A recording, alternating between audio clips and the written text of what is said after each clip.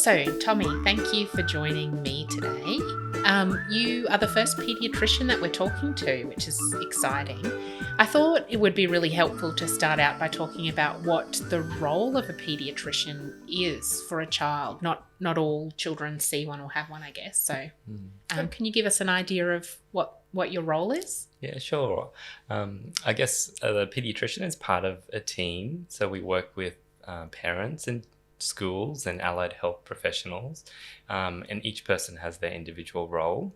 I guess as a paediatrician, we are trained in medicine, so we certainly look at the medical aspects, and that would be our role, looking at things like nutrition and sleep, and any kind of medical problems that might contribute to difficulties for the child. And then that's probably our main job. We also, I guess, as doctors, we prescribe medication. So our role is also around medication management for children, depending on what the issue is.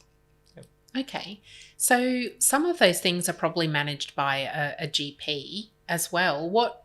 Is there a bit of a guide about when a paediatrician might be involved rather than just a general practitioner? Yeah, sure. I guess part of our role is also around diagnosis and assessment process. And so as a paediatrician, we spend most of our training, or a lot of our training, looking at different diagnoses and specialising in children. So some GPs may not feel comfortable with diagnosing certain conditions, and certainly some medications are restricted for specialists to prescribe as well. Right. So you touched a little bit on your training is specialising in working with kids and looking at the diagnoses and that kind of thing. Can you tell us a bit about what your training involves to become a specialist in paediatrics? Yeah, okay. So we go through medical school, and depending on which state you are in, but most states are postgraduate medical schools, so you will have a degree before you actually go into medicine. Then you do an internship, and then a minimum of 6 years of specialist training with a few exams along the way, and rotating through various different specialties.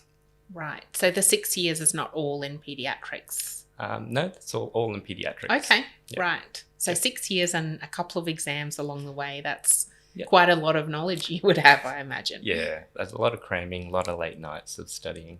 And, right. Yep. Okay. So you mentioned too that a lot of the things that you might see children for are medical, so things like sleep and development and that kind of thing. Just wondering if you could give us and parents a rundown of the things that you might commonly see kids for, maybe across the lifespan or till they're 18. So maybe starting with babies and young kids. Yeah, so a lot of general peds will take care of babies, going from delivery, so taking care of premature babies, for example, and then following those babies up. Early on, it's usually around feeding and sleeping, and food intolerances, like cow's milk protein intolerances are probably the common things. Okay. And then as they kind of leave that early newborn period and start being a bit more active and busy and interactive, a lot of it then becomes more development and behaviour, as well as common medical things like sleep problems or respiratory problems, asthma, gastrointestinal problems and allergies. We do a whole range of different things. Before kind of school age, it's usually around kind of learning difficulties and diagnosing and managing ADHD, for example. Before, I guess, become teenagers and adolescents, where there's a bit more around kind of anxiety and mental health. Yeah. Okay. And so you mentioned a lot of things that are kind of medical, but then some about things like behaviour and development as well. What are the common kind of conditions or, difficulties you might help children with? Yeah, so we certainly do assessments around developmental delay and looking at underlying medical causes for that, whether that be assessing around hearing or nutritional issues or sleep difficulties or genetic conditions even that might be causing or contributing to the developmental problems. And then it's often around assessments around possible ADHD or language disorders or learning difficulties when they hit school. Okay.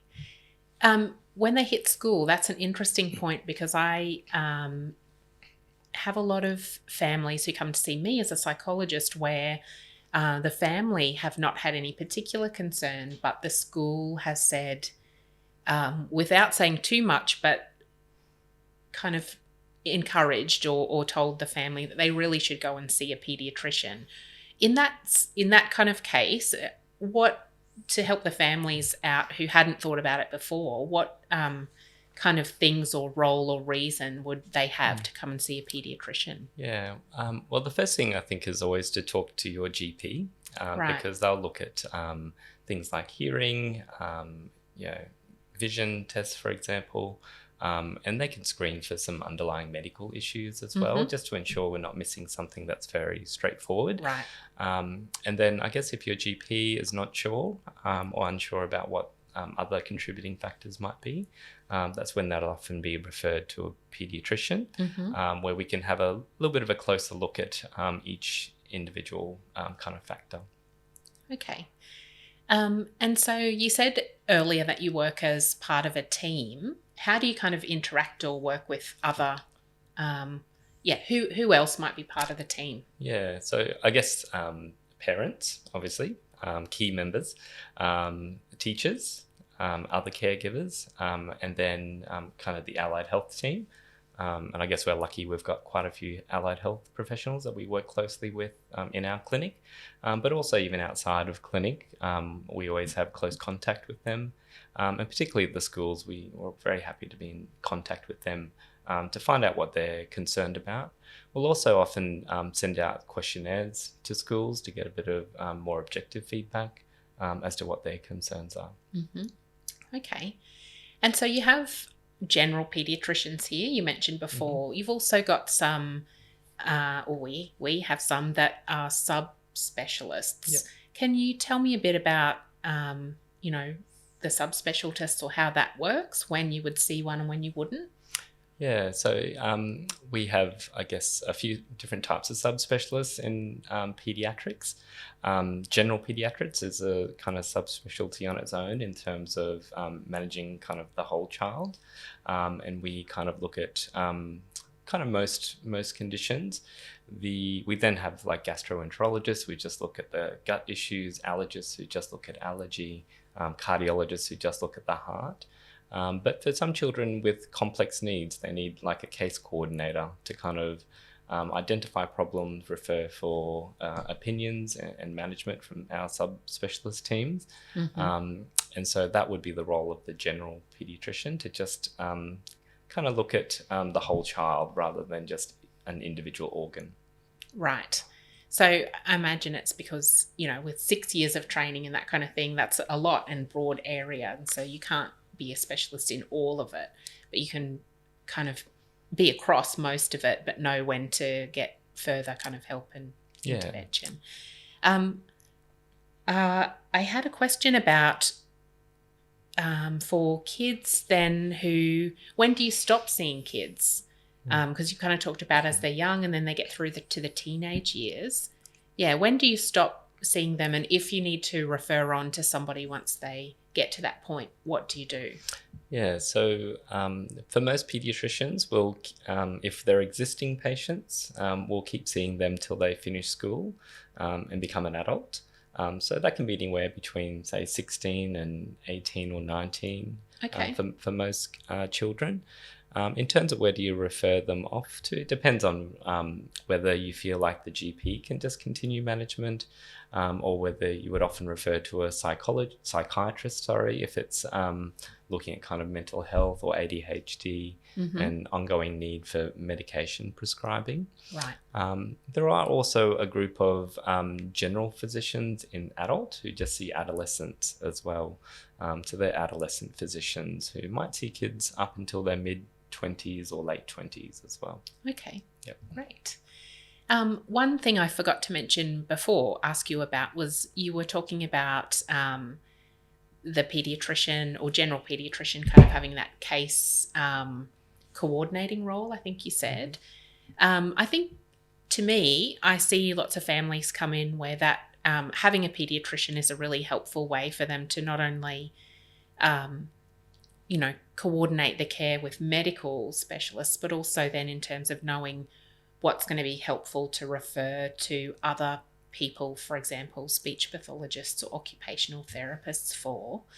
I see, and I often say to parents that it's a really good way to be a first port of call to come and help them sort through what's actually, evidence-based and helpful and a good use of their time and their money versus other things that might not be. But also, I guess, I think by seeing it from the bigger picture, you can, rather than the close down or, lens that an individual person like a psychologist or OT might have, by seeing the broader picture, you can recommend what would be helpful. How do you see that working? Yeah, I think when someone comes into the room with me, I try to make priorities in terms of what I think are the key issues or the main issues that are contributing to the challenges that the child might be experiencing. And then I think about what are the interventions or what type of supports I think might need to address those things.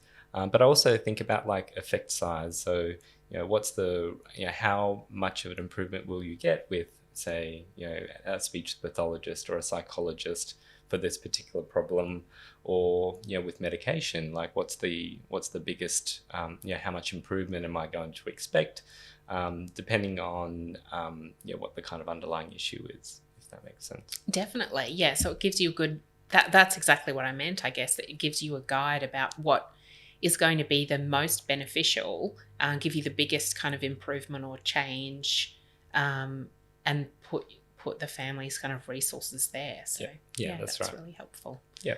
Okay. Is there anything that you think is helpful for parents to bring with you or with them, when they come and see you for the first time? Yeah, sure. I guess the more information, the better, obviously. I guess before we kind of provide any diagnostic label, we will want information from various different sources, if possible. So if the child is in daycare, kindergarten or school, we'll often ask for reports, any questionnaires that are completed, and then any kind of allied health assessments that have been done, whether that be a speech and language assessment or an IQ test. All that information is worthwhile. If there are medical issues, then any kind of blood tests or x-rays or imaging is also helpful, so we can address those concerns as well. Mm-hmm. Okay. That's great. Thanks so much for joining us today.